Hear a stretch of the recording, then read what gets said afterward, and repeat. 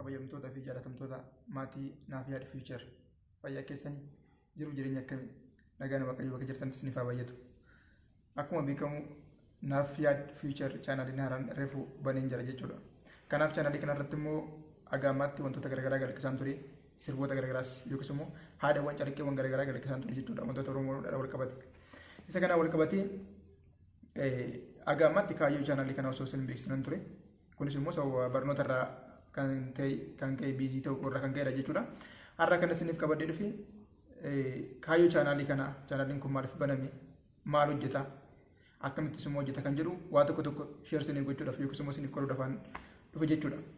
Kanaaf kaayyoon inni tokkoffaan chaanalii kana keessatti dhalli namaa dhalatee tarmiiwwan inni keessa darbu keessatti yookiis immoo muuxannoo fi mudannoo jireenya dhala namaa bifa garaagaraatiin isiniif qooda jechuudha.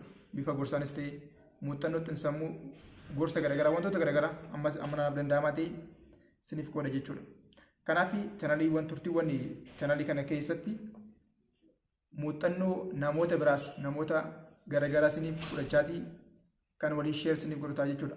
Kanaaf warroonni haaraa taatan chaanalii kanaaf sheer, sabskiraayib akkasumas immoo koomentii gochuu hin irraanfatinaa isiniin jedha.